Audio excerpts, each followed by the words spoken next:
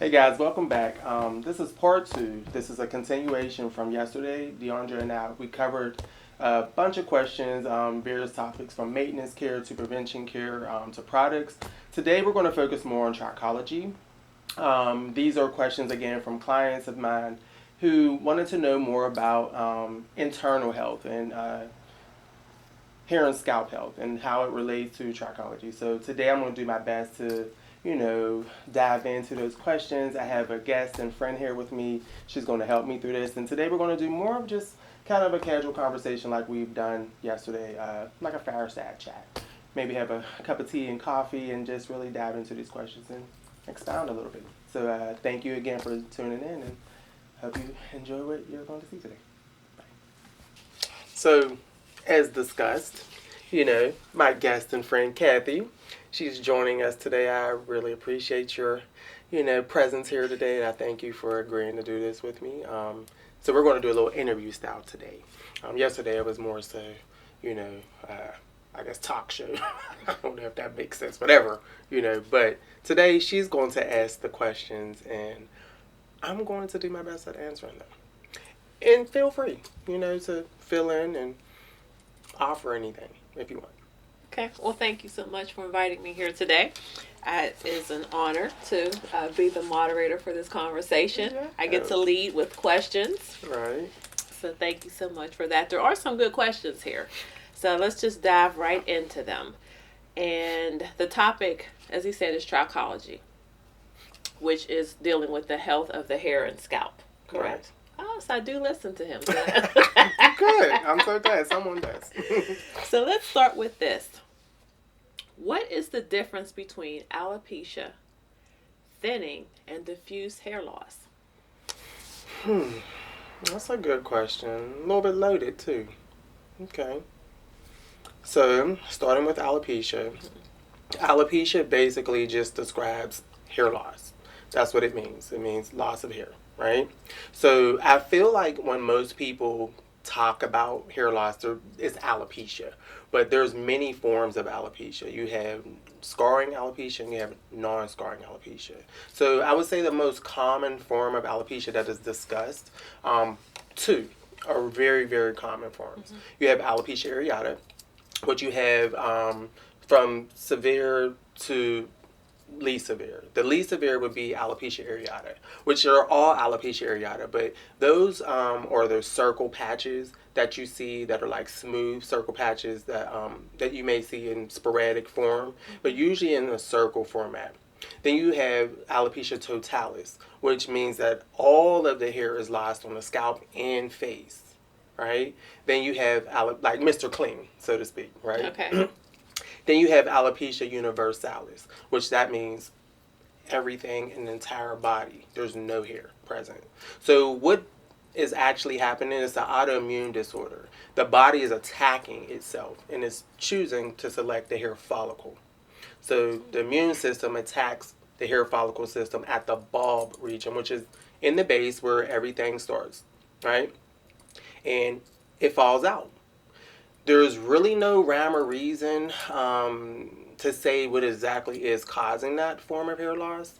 But we do know that the body is attacking the hair follicle. It's not scarring though because the follicle is still present. Okay. It's just the hair is no longer present. It can be induced by stress, illnesses, high fevers, like COVID.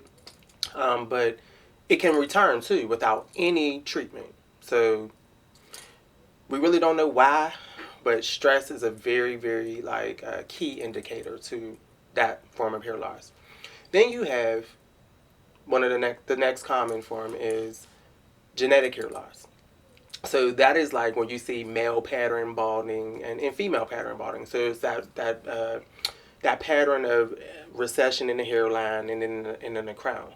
That is, to me, the second most common form of alopecia, and that is hormonal. So that is induced by testosterone, which couples with the enzyme called 5-alpha reductase, which forms dihydrotestosterone. That creates inflammation in the follicle system, and that is actually what creates that balding pattern. That hair loss, though, takes time. It takes years of time.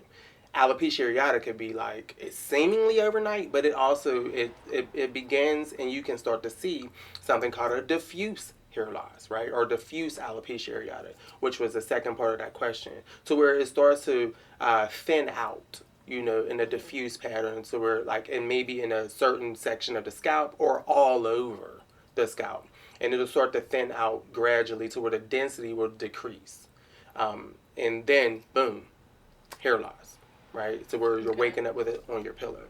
Okay. Right. So those are like the most common forms of hair loss that I think most people refer to when they're saying alopecia. Okay. Well, that's interesting. I just learned something new. Okay. When it comes to alopecia. So when people say they have alopecia, right, that just means they have hair loss. Right. But there could be different categories of what is causing that hair loss. Exactly. Interesting. There's always a beginning. How it started and where we are in that process. See, that's why that's important to know. Right. Because, see, Jada Pinkett Smith done started that whole disaster talking about alopecia like it's some kind of deadly something that got people going crazy. Right. See, but, I mean, my point is, right. If you hear the word alopecia, you think that that's something, oh, my God. Like cancer. Like right. cancer. Mm-hmm. I mean, granted, you're losing your hair.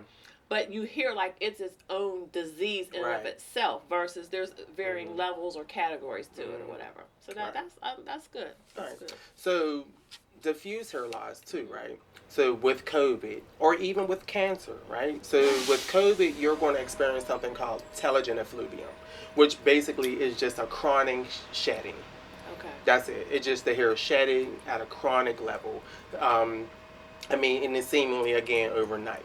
But like with cancer, right, there is something called antigen effluvium, to where the hair is actually like it's breaking off at the surface or inside the follicle. So it's not really like completely coming out with the bulb attached. It's breaking within the shaft because it's losing its nutrients, and its nourishment to keep it strong and keep it in the follicle. So that can give you more of a global thinning too, as well as with the telogen effluvium. So it'll come out like more in a global format all over and not just spots in spaces like with areata or with genetic hair loss. So that's where I talk about with illnesses or infections. That's another form of hair loss. It's just thinning hair loss. And then normal thinning with age is just hair thinning. It's like it's not that you're sick or it's not that you're not eating right, but it could just also be with just age.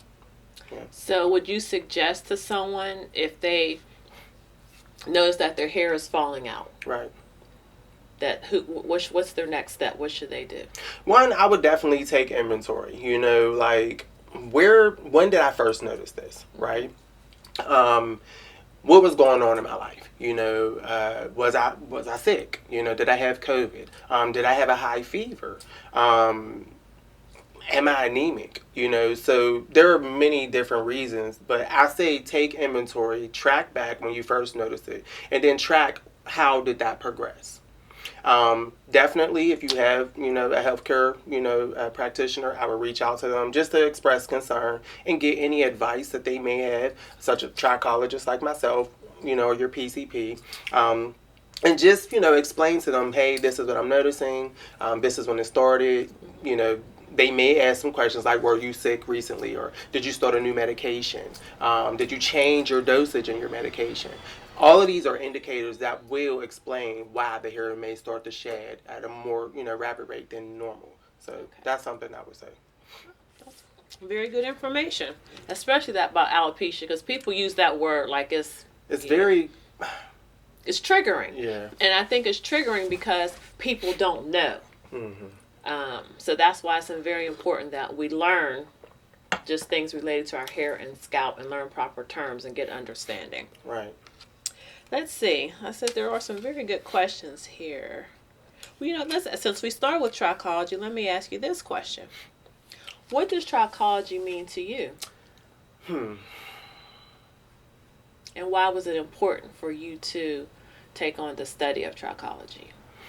Okay, so for me, trichology and what trichology actually means is the medical study of hair and scalp, right? So, ever since I was a little wee boy, I always wanted to be a doctor. And I literally used to run around with this little medicine bag, like on the playground, with band-aids, cotton balls, and peroxide, alcohol, things like that, inside my little medicine bag. So when people would fall off the slide, or, I was like, oh, let me patch you up. I was like a little paramedic, little I'm on the scene, take care of that. So like my whole life, like helping people, but helping people in a medical form has always been a passion for me. So I researched what I needed to do, what I needed to understand to get into college, and then get into medical school. So through that, I go through life, wanting to be this doctor. Then I identified which type of doctor I wanted to be, a gynecologist or obstetrician, which, was obstetrics, which is, OBGYN. So I was going to deliver babies and also, help women with their feminine health, right? Reproductive health. So I kept my GPA up. I identified the right programs, and I enrolled in the school as a biology pre-med major. But through that time, before getting to college, I used to do hair. And it was like also a passion of mine and like a hobby. So I'm like, okay, I'm going to be a doctor, Monday through Friday. And then on the weekends, I'm going to do hair. Then I was like, well, no, maybe I'll just own a salon, because I felt like being a hairstylist, I was always told this, that it was like, low. You really don't want to be a stylist, but you might want to own the business and have people work for you, right? But my passion was styling hair, but it was also people. And I didn't realize that at the time. I didn't realize that was like the underlining, presence, that I connect with people and connect with people in different ways. So I'm thinking doctor, help people. This is what I'm going to do. But now I'm in college. I've been practicing here in my little medicine, with my little medicine bag, right? I was a hairstylist on campus. And I'm like popular because I'm doing everybody's hair. I'm talking about like faculty. I would move into a new dorm, and the faculty, I would either do their hair for free or discounted. Because see, it was illegal to run a business out of your dorm room, right? So I'm like, well, let me get in good with the people in charge, and maybe they'll turn a blind eye to what I'm doing. And it worked, it definitely worked. I had my roommate taking appointments for me. So people would call the room and, he would take appointments. I had like a dry erase board, with the days of the week, the times and blocks of schedules that I was going to work. And he would fill them in. So I'm doing that through school. I started to like, fail in my studies. Because now I'm like doing hair all the time. Right? But I thought I'm here to be a doctor. Right? So biology pre-med, it wasn't really difficult, but it's a rigorous course. You have to keep up with it. You can't miss a day of lectures, for real.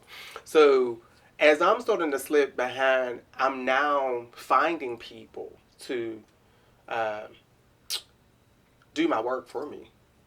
Because I'm running the business out of my room, right? I have money. Right.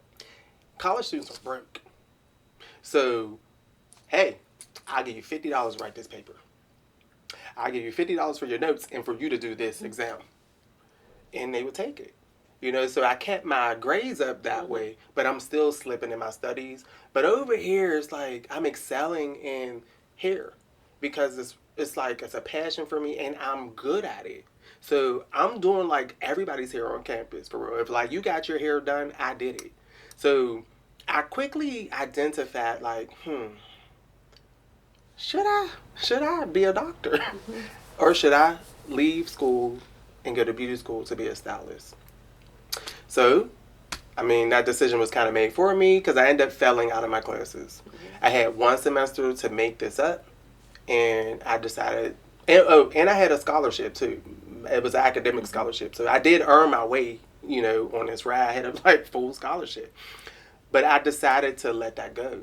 And I left school and I went to beauty school. So while in beauty school, I learned about trichology. And for me, this was the first time everything made sense. because I always wanted to be this doctor, but I loved being this hairstylist. With trichology, it kind of brought these two worlds together and made a perfect match with medical and hair, science and creativity, and it was a creative way in science for me to then be this hair doctor. So, took about 20 years for that actually to come together with COVID. Mm-hmm. So, everyone was at home. And, here I am trying to reinvent myself. And I'm looking online, and I have a cousin that's a hairstylist. Okay. She started to post things online, and I'm looking like, what's she talking about? How she know this stuff? She just started doing hair like 2 years ago. But she's posting things like she really knows what she's talking about, mm-hmm. right? So I reach out to her like, girl, where you getting this information from? And she told me about this trichology program that she was in, and she introduced me to it, introduced me to the director and a developer of the school actually, and put us in contact. And boom, I signed up, and the rest was history. I became a trichologist and studying all this stuff about the cellular level, the body systems, and everything that makes up trichology. Mm-hmm. And it's like awesome for me now. So what trichology means to me, it provides that perfect connection, between these from the salon world and then the medical world, and bringing them together and still being able to provide that relationship that I've already been building with as a stylist. Now I'm able to put another piece and component to that to make it more rounded, and I can help you or an individual that much more. So it's everything to me, honestly.